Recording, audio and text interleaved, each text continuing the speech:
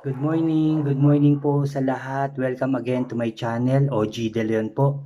At andito na naman po tayo sa ating Bible study or Bible reading ngayong umagang ito. Ang babasahin po natin ay ang Psalms ng chapter 128, verse 1 to 4 po. Or ang awit ng verse 1 to 4. Awit 128, verse 1 to 4 po ang ating babasahin. May pinamagatan po itong ang bunga ng pagsunod kay Yahweh. Sabi po dito, mapalad ang bawat tao na kay Yahweh ay may takot.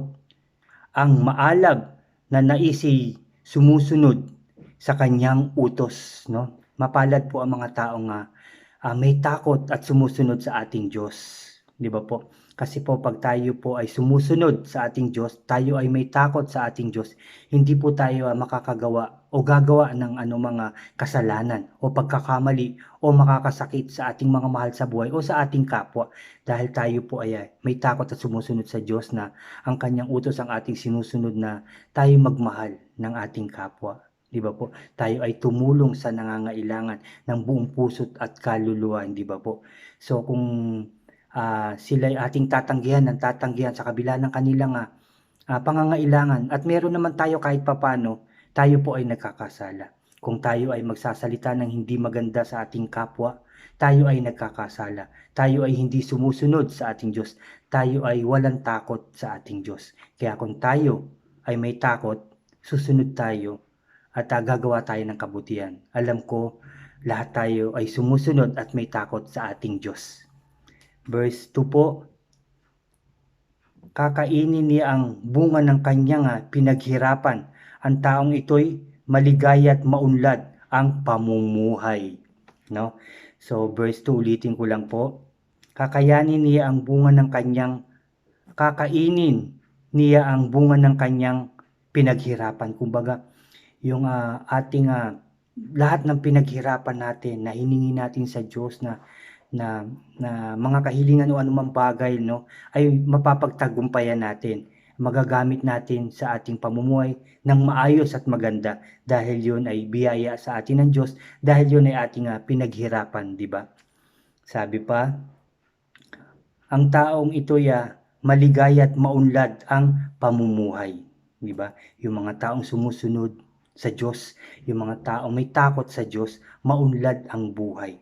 Ang kanyang mga pinaghirapan ay aanihin niya ng siksik liglig, no? At umaapaw ang kanyang aanihin sa kanyang mga pinaghirapan. Yun po ang bunga ng pagsunod ng may takot sa Diyos.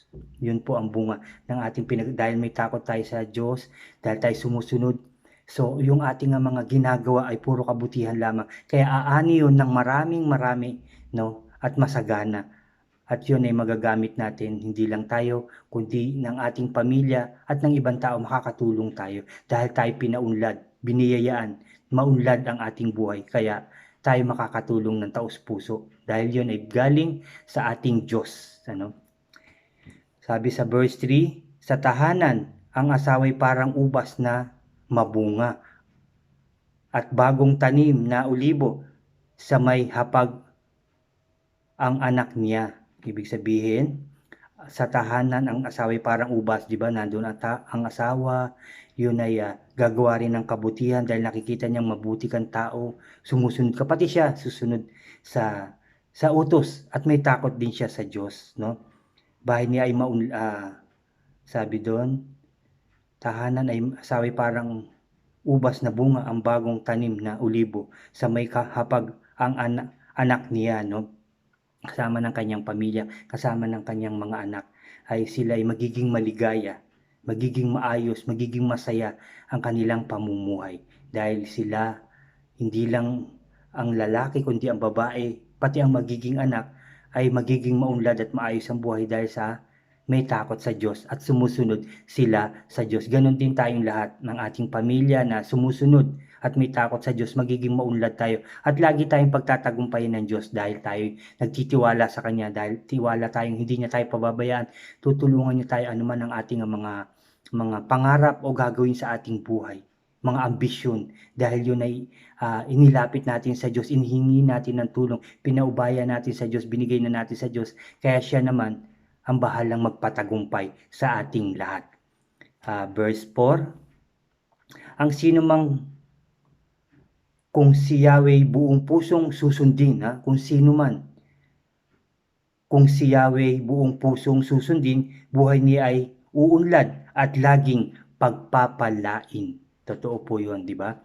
Pagpapalain tayo. Hindi man tayo salat, sabihin natin, hindi man tayo salat sa pera, no? O sa anumang mamahaling gadget. Pero kung tayo malusog, masaya, yun po ay pagpapala ng ating Diyos. 'Di ba? Yun po ay napakalaking pagpapala ng ating Diyos. Yun lang malakas ka, wala kang karamdaman, nagagawa mo lahat ang iyong mga kagustuhan. Gagawin sa bahay, malakas ka, maayos ka, masigla ka, masaya ka. Yun po ay napakalaking biyaya na sa ating Diyos. Yun, tapos yun pa meron tayong na kahit papaano kumakain tayo ng maayos, araw-araw, 3 beses o 4 na beses pa sa isang araw. Napakalaking biyaya po yun sa atin, no? Hindi man laging sobrang sarap ng ating kinakain, pero tayo kumakain, di ba? Hindi man tayo makaka-order sa mamahaling restaurant, pero may pagkain pa rin tayo. Patuloy pa rin tayong binibigyan ng ating Diyos ng biyaya. Kung tayo man ay nagninegosyo, online man yan, pasasaganahin niya yan, pauunladin niya yan. Dahil tayo nagtitiwala sa ating Diyos. Lalabas ang ating pera at babalik yun ng doble sa ating sipag at pagtitiwala sa ating Diyos. Ibabalik niya yon, di ba? Sabi nga niya, ibabalik niya ang lahat ng pagpapala ay doble, no? Siksik, liglig at umaapaw ang pagpapala. Dahil tayo tumulong, dahil tayo nagbigay, dahil tayo nagsikap sa tulong ng ating Diyos, tayo pagpapalain ng ating Diyos. Araw-araw, oras-oras, pasasaganahin niya tayo ng tama, no? Hindi tayo magkukulang. Yun po ang kanyang sinabi sa atin.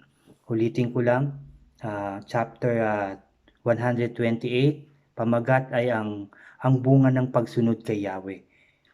Verse 1, mapalad ang bawat tao na kay Yahweh ay may takot, ang maalab na naisay sumusunod sa kanyang utos. Verse 2, kakainin niya ang bunga ng kanyang pinaghirapan. Ang taong ito'y maligaya at maunlad ang pamumuhay, kagaya natin. Amen po. Maunlad ang ating pamumuhay. Hindi man tayo sagana, salat na salat sa dami ng pera, no? Pero tayo maayos, malakas, maunlad at tagumpay dahil sa ating Diyos na buhay. Verse 3, sa tahanan ang asawa'y parang ubas na mabunga ang ating asawa, mabuti ang kanyang mga ginagawa. Ang pagtulong niya talagang naman tao sa kanyang puso ang pagtulong sa bawat sa kanyang pamilya, sa kanyang mga mahal sa buhay. At ang bagong tanim na ulibo sa may hapag ang anak niya. Verse 4, ang sino man kung si Yahweh buong pusong susundin, buong puso nating susundin ang ating Diyos, buhay niya ay uunlad at laging pagpapalain. Tandaan niyo po yan, sinabi po yan. Verse 4, ang sino man kung si Yahweh buong pusong susundin, tayong lahat ng tao, sinasabi yan sa atin, kung susundin natin ang ating Diyos ng buong puso at kaluluwa, sabi dito, buhay niya ay uunlad at laging pagpapalain. Uunlad. Ano man ang ating gawin, ano man ang ating negosyong gawin, no? Simple man yan, medyo maliit na negosyo man yan, pero pauunladin yan ng ating Diyos dahil tayo nagtitiwala sa Kanya, di ba? Dahil siya ang ating laging nilalapitan at hinihingan ng tulong. Siya ang ating buhay, siya ang ating lakas, siya ang ating sandigan, sanggalang, siya ang ating Diyos na buhay. Kaya tayo pagtatagumpayin niya, pagpapalain niya, araw-araw, pagpapalay, sobra-sobra, umaapaw, siksik, liglig, sabi nga, di ba?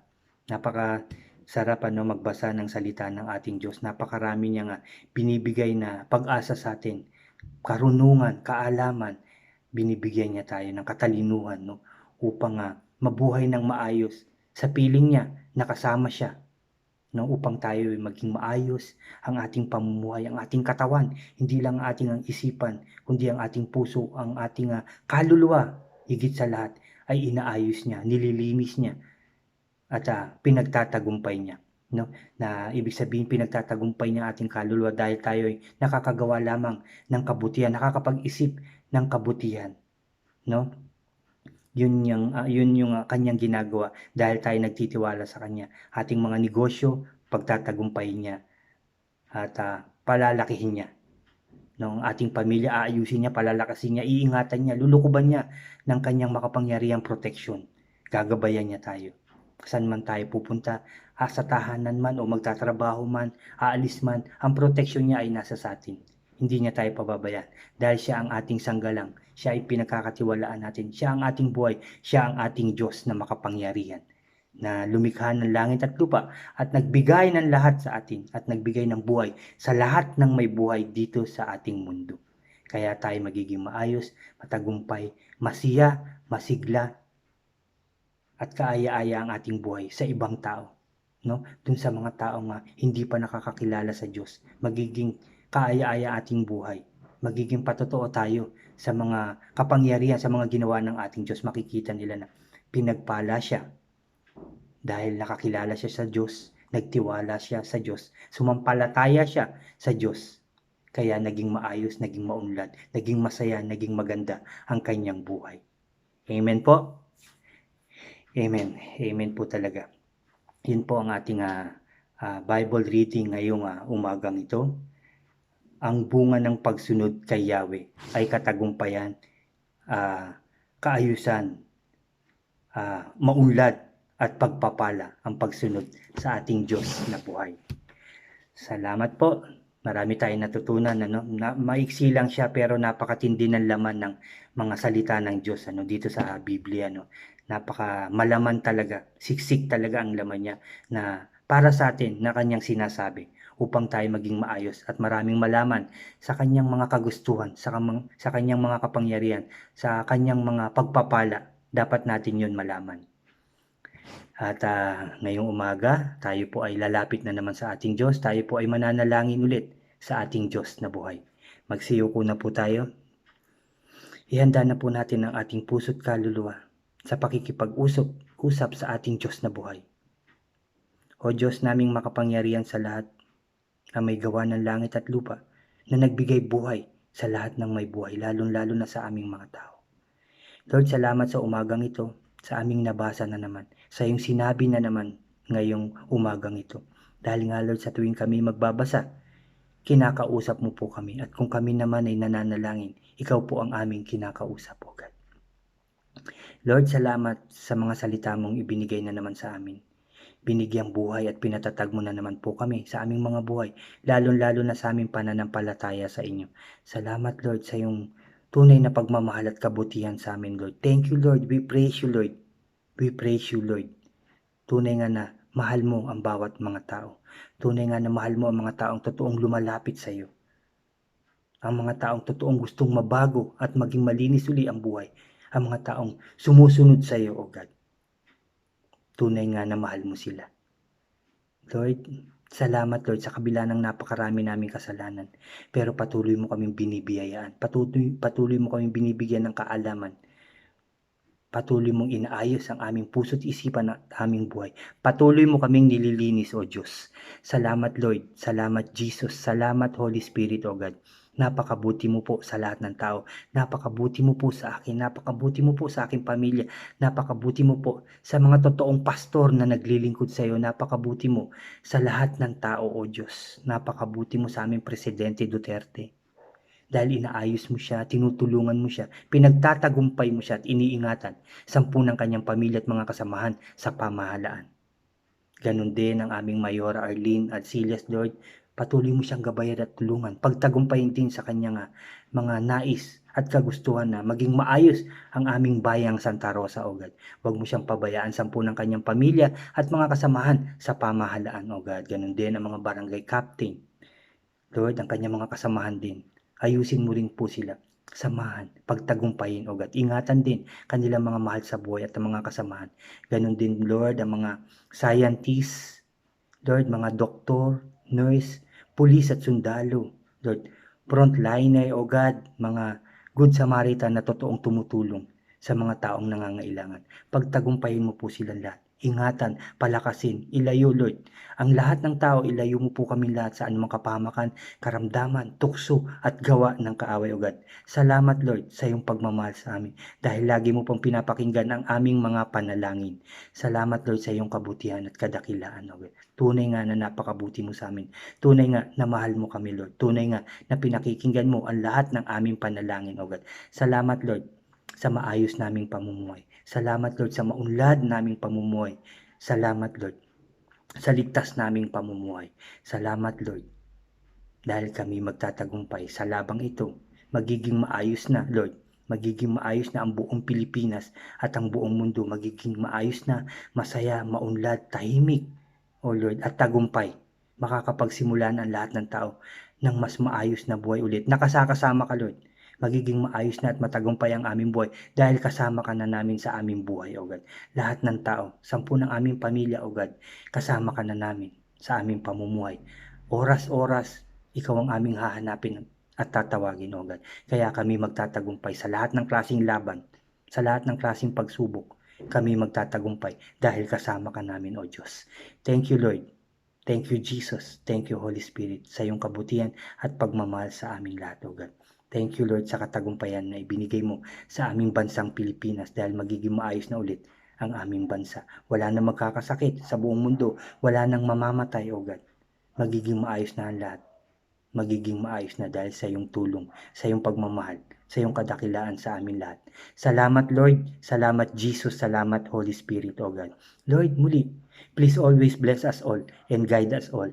Pinupuri ka namin, pinasasalamatan, sinasamba at dinadakila, O Diyos, sa tanging pangalan ng aming Panginoong Kristo na aming tagapagligtas. Ang lahat ay magsabi ng Amen and Amen and Amen. Amen po. Salamat po ulit sa umagang ito, sa pagsama nyo sa ating Bible reading ngayong umagang ito. Sa mga bago po, mag-subscribe po kayo, i-like nyo po yung ating mga videos at pati yung notification bell po, pakiclick po para updated po kayo sa iba ko pang mga videos pang i-upload. Salamat po muli sa pagsama nyo sa akin. Salamat po muli. Salamat din sa Diyos dahil kasama natin siya at pinagtagumpay niya ang ating gawain na to. Amen. Mabuhay po tayong lahat at God bless po sa ating lahat. See you soon po ulit. God bless.